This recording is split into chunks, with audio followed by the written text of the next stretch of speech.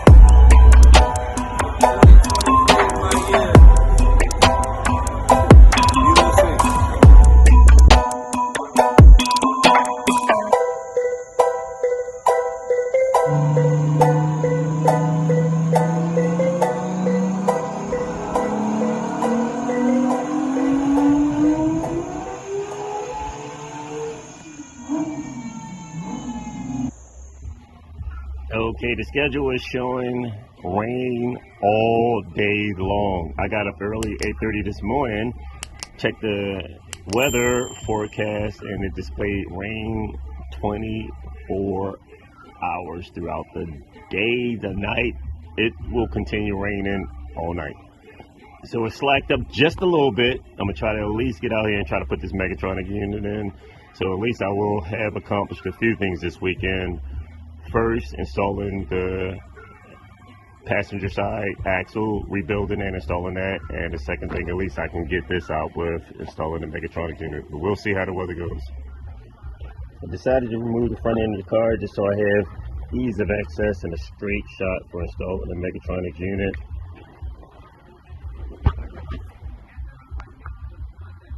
And yes, it's still raining. I'm all rain geared up. Okay, the main connector is right here. You can see where they installed the new adapter connector and ran new wires all the way here to solder them in position for the control of the Megatronic unit. Here's a better look at it. Main connector covers on here, wires coming back from here, going down to the control.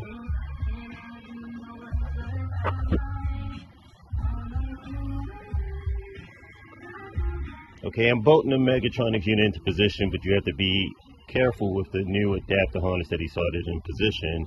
You do not want to put this bolt in and secure it and make a mistake and pinch any of the wires. If you do, that's it. There's a wrap. You're going to probably damage the unit or short out one of the circuits. So you have to be extremely careful.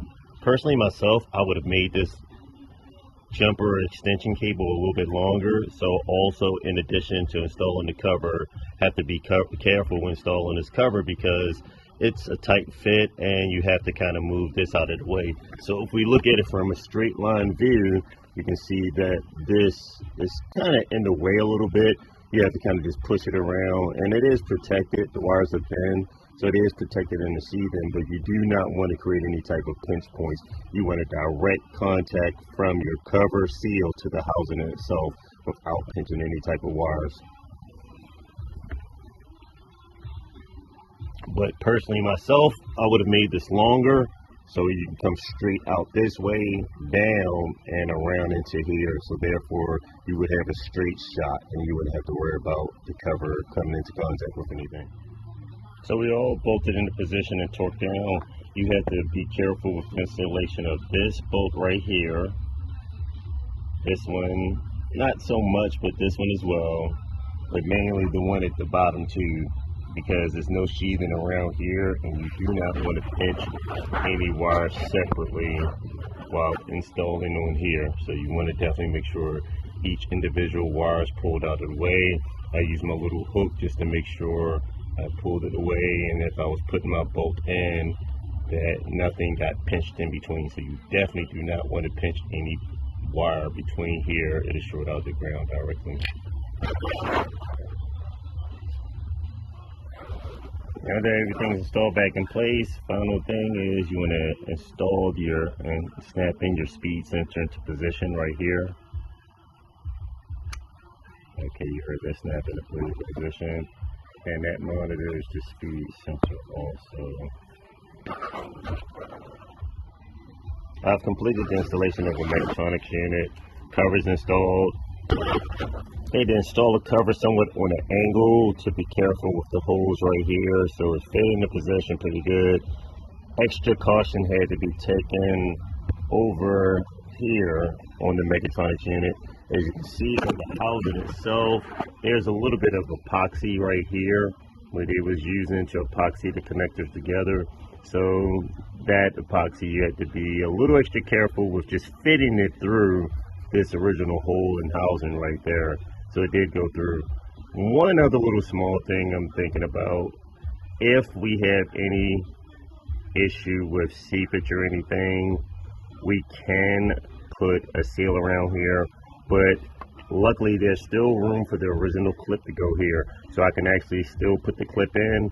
It should draw it tight, and with that clip in, there's an O-ring behind it that should seal it.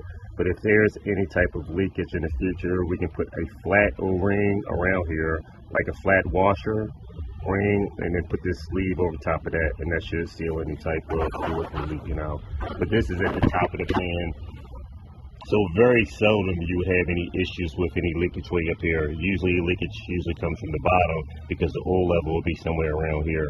So very seldom you would have anything up here, especially it's nothing that would create oil slosh or anything, because the Mechatronics unit is blocking all of that. Okay, I have a dust cover back up to protect my wires, so we don't want any copper wires oxidizing or anything like that. We want a great electrical connection. All that's put back in position. Luckily I did catch another little break between the rain, and we got it in there, so mission accomplished. We had the front end back on, so I wanted to make sure I installed that. We still, of course, have to take it back off eventually when we hook up all the hoses, plumbing, different things like that to get access to the alternator. But just wanted to make sure everything was enclosed, cover it back up, and protect the turbo, keep most of the electronics covered up. But mission accomplished. We have the Mechatronics unit back installed into the car, all set up properly, and making progress. All covered back up in the positions. The worms aren't too happy I took my mat up. They were a little happy that my mat was on the ground, and they started getting a little comfortable. All of them started coming with that extra little warmth. once it rains in the ground gets saturated with water. So of course that's one way to get the worms out, because they still need to breathe. And if you saturate the ground with water, they could drown or suffocate. So they come screaming out of the ground, and that's why you see them all over the concrete and the tarmac.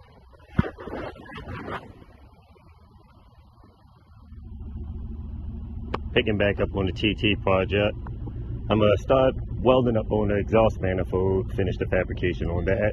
But in the meantime, I'm going to add some braking oil to the engine. The engine's been sitting, it's never been started. Of course, freshly built engine, 3.6 liter VR6. But I want to just at least add engine oil to the oil pan, rotate the engine around, because it's been sitting in the car for a few months without any type of rotation, just to get a little extra lubrication inside the cylinders. Just added a little Lucas engine braking oil, and now I'm about to fog the cylinders down with some stable, just to help prevent any type of corrosion or anything in the cylinders, since the engine has been setting and not running yet. I sprayed fogging oil in the cylinders, and I just rotated the engine over twice, and I'll spray some more oil in there and then put the plugs back in. That way we'll have some nice lubricant on all the cylinder walls, as well as oil inside the crankcase. Okay, we're all lubed up, engine's been rotated over several times, plugs are back in. We'll stick the coils back in just to block off the ports. We do have racing ignition coils that we're going to end up mounting, so I'll actually modify this harness and convert it over to connectors that we will use for our racing ignition coils. Since I have my axles back in now, I can go ahead and complete what I started. So this is the support bracket for the Dq500 bevel box right here, and bolted in place, you can see a slight gap right here, and it's the same distance all around. Couple things I can do. Initially, I did see spacers in between here, but the only downfall is, even if you're at the racetrack or sometimes you go to take a bolt loose and take the bracket off, you have to worry about the spacers or washers dropping out. So what I'm going to do is notch out right here just the support bracket just a little bit in each one of these holes, and it's only 3 holes. And it's still enough material, especially right here, enough material where I can still notch it out. Even just notching it is still going to give it pretty good structural integrity with maintaining this in a stable position. So if I notch this out, I can shift this all the way up against the housing itself, and that way we'll eliminate the fact of having to use any type of washers or spacers and risk losing anything at the track or something dropping out. As soon as you pull a boat out, washer goes rolling out, and then you're searching all over for it, especially if it falls up in here between a rack assembly or anything like that. So that's what we're going to do next. I notched out my support bracket for the bevel box, and I feel tremendously better. We are making contact on every single point, no gap at all the way around, top bolts as well as bottom bolts. Bracket's been notched out as I stated, and everything is nice and flush. We do not have to worry about dropping washers or anything, and I can just put a flat washer on my bolt and torque it in on the proper side. Finished up with the support bracket, Loctited and torqued down all the bolts. Everything turned out good.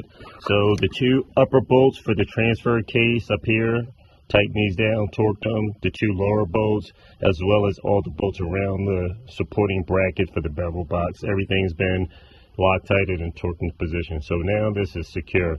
Next step is to install our 034 Motorsport dogbone, and we're going to mount that on the car. That way our engine will finally be braced and supported and fixed in position. I was in the process about to mount the dogbone into position, and of course I looked at my hardware. This is rated 10.9 and this is at 8.8. So of course, you know, I like consistent hardware as well as strong. 8.8, this one's definitely a lot weaker, a weaker bolt compared to the 10.9 right here. So we're going to go up, look at my hardware stash, and see if we can find something consistent and stronger. Alright, I searched around in my hardware stash and I decided to go with these. The original bolts that came with the packaging, one was a 8.8 and the other was a grade 10.9. So I don't like mismatching hardware. I like to kind of keep them consistent. So these bolts are going into the dog bone. So for example, think of it this way. This 8.8 will stretch a lot faster than this 10.9. This 10.9 is a more harder bolt, it's more durable. So therefore, if I have push and pull forces on my transmission, I want consistent forces, consistent torque. I don't want to have all the force on this bolt right here, and this bolt will yield a lot faster and stretch. So therefore, I won't have a consistent mounting point with my bolts that's mounting my dog bone. These bolts right here, both these are rated as the 10.9, so they're consistent, as well as they have locking tabs on the bolts. So underneath this washer, it's a grooved edge, and this grooved edge will help that lock into position without spinning and backing itself off. So with that push and tug, with the engine rocking back and forth, these bolts will stay fixed in position a lot better than these will. Okay, I'm under the car, I'm about to install the dog bone. I have to use a ratchet strap to pull the engine into position so that the bolt holes can line up. The upper motor mounts are so stiff, it's definitely tight to kind of push this back into position. So I have a ratchet strap strapped around the fixed part of the engine block, and I'll pull it forward and line up my bolts and go ahead, slide them in and torque them down. Okay, I just discovered that our dog bone that we ordered will not fit this Dq500 transmission. I tried to ratchet the engine back to line up with the bolt holes, and I didn't like it because it was quite a bit of force just to try to get it to tilt back. And secondly, the bolts that we were supplied with, the Dq500, has a larger bolt hole right there. So that larger bolt hole, meaning they used a larger bolt, stronger. So it's not looking good. So I tried to ratchet the engine to line up with the dog bone, the 034 dog bone, and I realized that it's not lining up. It's different mounting points between DQ250 and DQ500. So DQ500 uses a larger bolt, possibly because this is generating more torque. They beefed up the hardware right there.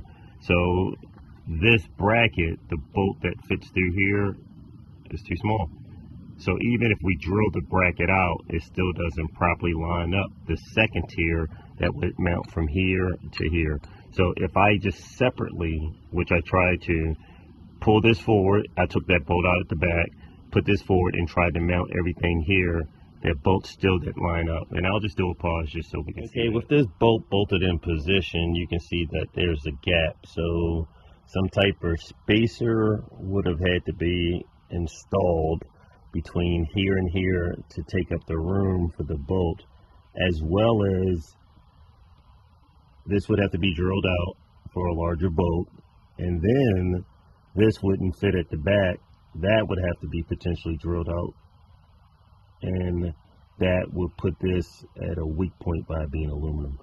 So hence, we're going to have to look for a DQ500 dog bone and see if it matches up. The best bet would possibly be to get a stock transmission bolt from dog bone from off of eBay, and that way we can kind of measure up to make sure everything lined up before spending a lot of money buying another billet 034 dog bone.